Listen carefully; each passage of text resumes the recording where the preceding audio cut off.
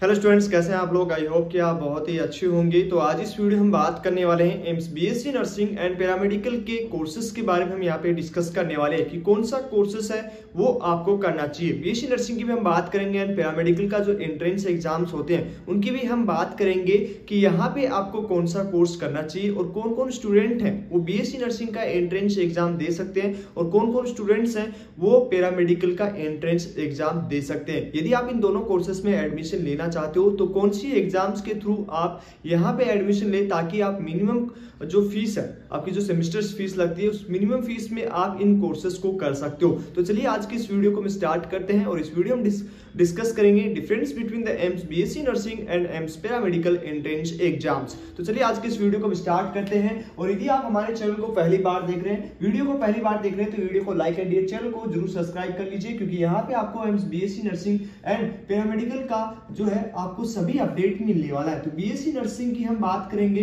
काफी स्टूडेंट जो BSc nursing करना चाहते हैं, काफी स्टूडेंट जो आपका पैरामेडिकल कोर्सेज करना चाहते हैं। ओके, तो दोनों में से कौन सा कोर्स आपको करना चाहिए और साथ ही साथ इसका क्या जो है कौन कौन स्टूडेंट है वो एंट्रेंस एग्जाम्स को दे सकता है। तो सबसे पहले यहाँ पे AIIMS BSc nursing and paramedical का जो एंट्रेंस एग्जाम्स में एडमिशन प्रोसेस होता है, इस कोर्स के लिए एडमिशन प्रोसेस होता है वो आपका नीट के स्कोर के बेसिस पे, नीट स्कोर के बेसिस पे आपका इसमें एडमिशन होता है बीएससी नर्सिंग में। पैरामेडिकल की बात करें तो यहाँ पे इनका स्टेट एग्जाम भी होता है, सभी स्टेट में इसका एंट्रेंस एग्जाम्स होता है। तो नीट के थ्रू आप बीएससी नर्सिंग में एडमिशन ले सकते हो और स्टेट के थ्रू भी आपका जो है यहाँ पे एडमिशन हो जाता है। स्टेट एग्जाम के थ्रू भी आप इन कॉलेजेस में या इन कोर्सेज में एडमिशन ले सकते हो। और सबसे मोस्ट इंपोर्टेंट जो आपका रहेगा वो यहाँ पे एम्स के थ्रू रहेगा। ओके, एम्स भी इसका खुद का एंट्रेंस एग्जाम्स लेता है जो BSc nursing and paramedical courses में एडमिशन लेता है।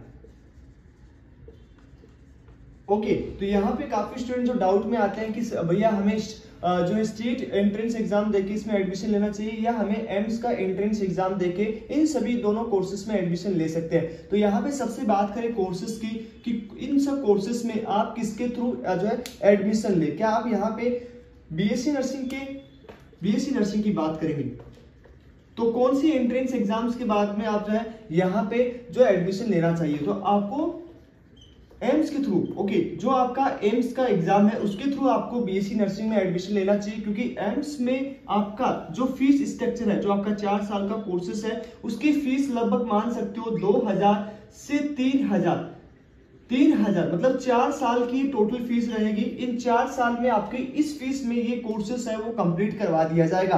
तो यहाँ पे आप स्टेट के थ्रू आप यदि एडमिशन लेते हो, स्टेट एग्जाम्स की बात करें, जैसे राजस्थान की बात करें तो आरएचएस का एग्जाम होता है, जैसे बिहार की बात करें तो बीसीसी का एग्जाम होता है। तो उनके अलावा यदि आप इस एंट्रेंस एग्जाम्स के थ्रू जाओगे तो मिनिमम फीस में ये कोर्स कंप्लीट हो जाएगा। और स्टेट से आप एडमिशन लेते हो तो यहाँ पे काफी हाई फीस होती है। तो आप यहाँ पे इससे यदि एम्स से इस कॉलेज को, इस कोर्स को कंप्लीट करेंगे तो यहाँ पे आपको काफी बेनिफिट होगा। साथ ही साथ जो आपका जॉब है उसके बाद काफी अच्छी सैलरी यहाँ पे मिलेगी। यदि आपका यूनिवर्सिटी एग्जाम क्लियर होता है उसके बाद हायर डिग्री के लिए आप जाते हो तो यहाँ पे आप इंडिया के बाहर भी जॉब कर सकते हो। तो यहाँ पे ये चीज क्लियर हो चुका है कि आपको स्टेट के बजाय एम्स के खुद के एंट्रेंस के तहत आपको इसमें एडमिशन ले ताकि आप मिनिमम फीस में इस कोर्सेज को कंप्लीट कर सकते हैं। तो ये चीज क्लियर हो चुका है कि आपको कौन से एग्जाम के थ्रू एडमिशन लेना है। तो सबसे पहले आपका एडमिशन प्रोसेस है वो किस एडमिशन प्रोसेस है, कौन से एग्जाम के थ्रू लेना चाहिए, तो वो आपका एडमिशन प्रोसेस है वो आपको लेना चाहिए एम्स के थ्रू। ओके, एम्स के द्वारा जो एडमिशन करवाया जाता है उसके थ्रू आप यहाँ पे एडमिशन ले सकते हैं। उसके बाद यहाँ पे कौन कौन स्टूडेंट बीएससी नर्सिंग कोर्स कर सकता है, कौन कौन स्टूडेंट्स है वो पैरामेडिकल कोर्सेज कर सकता है। तो उसके लिए आपको बीएससी नर्सिंग की सबसे पहले बात करें, बीएससी नर्सिंग की सबसे पहले बात करें तो यहाँ पे जो पीसीबी से है, आप यदि 12th है, यदि आपका बायोलॉजी से है तो आप इस एम्स के एंट्रेंस एग्जाम्स को दे सकते हैं। और ओनली यहाँ पे गर्ल्स स्टूडेंट ही इस एंट्रेंस एग्जाम्स को दे सकती है। आपके सब्जेक्ट ग्रुप होना चाहिए पीसीबी, उसके साथ ही साथ आप यदि गर्ल्स स्टूडेंट्स हैं तो आप इस एंट्रेंस एग्जाम्स को दे सकते हैं। ओके, अब ये एंट्रेंस एग्जाम्स कब करवाए जाते हैं, तो ये एंट्रेंस एग्जाम्स की जो डेट है वो इस साल 2025 में रिलीज कर दी गई है, जो आपका 1 जून 2025 को होने वाला है। 1 जून 2025 को ये एंट्रेंस एग्जाम होगा। एप्लीकेशन फॉर्म कब आएंगे? एप्लीकेशन फॉर्म की हम बात करें तो एप्लीकेशन फॉर्म है वो इसका आएगा फेब के लास्ट वीक या आपके मार्च के फर्स्ट वीक तक इसका एप्लीकेशन फॉर्म आ जाता है। अब यहाँ पे ये चीज समझ में आ चुका है कि कौन कौन स्टूडेंट है वो बीएससी नर्सिंग कर सकता है एम्स के थ्रू। यदि आप मिनिमम फीस में करना चाहते हैं तो बायोलॉजी आपके 12th में होनी चाहिए, 12th में आपकी बायोलॉजी होनी चाहिए और साथ ही साथ आपको यहाँ पे पीसीबी मतलब यहाँ पे पीसीएम ग्रुप वाले स्टूडेंट नहीं दे सकते, ओनली पीसीबी स्टूडेंट हैं वो इस एंट्रेंस एग्जाम्स को दे सकते हैं। एग्जाम डेट है वो रिलीज कर दी गई, एप्लीकेशन फॉर्म की डेट है वो भी आपको रिलीज हो चुकी है, एक्सपेक्टेड यही डेट पे आपका एप्लीकेशन फॉर्म आता है। ठीक है, तो यहाँ पे आपको एग्जाम्स और उसके साथ ही साथ एप्लीकेशन फॉर्म के बारे में पता लग चुका होगा। ओके, अब इस एंट्रेंस एग्जाम्स में सिलेबस क्या होता है, तो सिलेबस की बात करें तो यहाँ पे old NCERT 11th and 12th का सिलेबस ही आपसे पूछा जाता है, इसमें और भी कोई भी कोर्सेस नहीं आता। उसके साथ ही साथ जनरल नॉलेज की यहाँ पे 10 क्वेश्चंस हैं वो आते हैं। ओके, तो 10 क्वेश्चंस यहाँ पे जनरल नॉलेज के आते हैं और 30 मतलब सब्जेक्टिव ग्रुप से आपका यहाँ पे आता है क्वेश्चन, वो 30 क्वेश्चन पर सब्जेक्ट आता है। ओके, 30 क्वेश्चन आपके बायोलॉजी के, 30 क्वेश्चन आपके फिजिक्स के और 30 क्वेश्चन आपके केमिस्ट्री के आएंगे और 10 क्वेश्चन आपके जीके के आएंगे। तो ये चीज क्लियर हो चुका है कि 10 क्वेश्चन आपके जीके के आने वाले हैं। तो यहाँ पे आप स्टेट में देखिए जो है एम्स के थ्रू यदि आप लेते हो तो मिनिमम फीस, उसके साथ ही साथ यहाँ पे एम्स का खुद का एंट्रेंस एग्जाम्स होता है। काफी स्टूडेंट जो नीट करते हैं उनको इन एंट्रेंस एग्जाम्स के बारे में नहीं पता होता है कि हमें स्टेट एग्जाम देना चाहिए या ये आपका एम्स का है वो सेंट्रल, जो भी एम्स का ये दोनों एग्जाम्स हैं वो सेंट्रल गवर्नमेंट के अंडर में आती है। ठीक है, तो सेंट्रल गवर्नमेंट के अंदर में ये एंट्रेंस एग्जाम आती है। तो यहाँ पे आपको स्टेट की बजाय साथ साथ वही सिलेबस में 11th एंड 12th कोई आपका सिलेबस भी चेंज नहीं हो रहा है और उसमें आप यहाँ पे ये एंट्रेंस एग्जाम दे सकते हो। इसके लिए हमारे टेस्ट सीरीज भी आपको हमारे चैनल पे मिल जाएंगे कि कैसे क्वेश्चन है वो हमारे जो है इस एंट्रेंस एग्जाम में पूछे जाते हैं, सिंपल से क्वेश्चंस इसमें पूछे जाते हैं। तो ये चीज आपको समझ में आ गया कि कौन कौन स्टूडेंट्स है वो पार्टिसिपेट कर सकता है। पैरामेडिकल की बात करें, ओके, तो पैरामेडिकल है वो आप कौन कौन स्टूडेंट यहाँ पे एडमिशन ले सकते हैं। तो पैरामेडिकल में आपका पीसीबी और पीसीएम दोनों स्टूडेंट है वो इस एंट्रेंस एग्जाम्स को दे सकते हैं। साथ ही साथ यहाँ पे चाहे आप गर्ल हो या बॉयज हो, दोनों स्टूडेंट है वो इस एंट्रेंस एग्जाम्स को दे सकते हैं। तो ये चीज क्लियर हो चुकी है कि इसमें आपका गर्ल्स बॉयज कुछ भी नहीं है।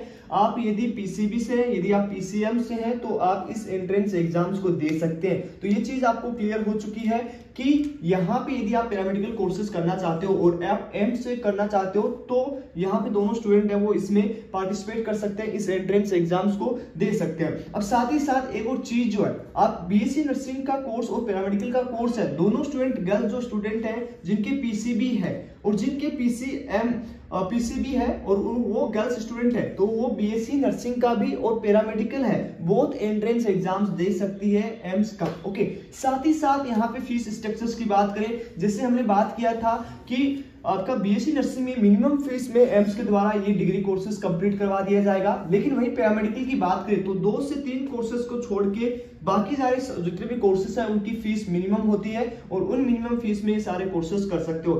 थोड़ा सा कुछ कॉलेजेस का जैसे कुछ कोर्सेज है रेडियोलॉजी, ठीक है, रेडियोलॉजी जैसे कोर्सेज का फीस हाई रहता है, लगभग 50,000 के समथिंग रहता है। बट बाकी जो और कोर्सेज है पैरामेडिकल की जो और कोर्सेज है उसमें आप मिनिमम जो है कोर्सेज में एडमिशन ले सकते हो, मिनिमम फीस में आप जो है अनदर कोर्सेज में एडमिशन ले सकते हो। अब काफी स्टूडेंट जो आता है गर्ल्स और बॉयज को कि सर हम जो है इन दोनों एंट्रेंस एग्जाम्स को दे सकते हैं नहीं दे सकते, दोनों ये एंट्रेंस एग्जाम साथ दे सकते हैं। तो दोनों का एप्लीकेशन फॉर्म है वो अलग अलग फिलअप किया जाता है। उसके साथ ही साथ दोनों की जो एग्जाम डेट है उसमें मिनिमम जो है 25 से लेके 30 डेज का डिफरेंस होता है। तो आप दोनों एंट्रेंस एग्जाम्स दे सकते हो।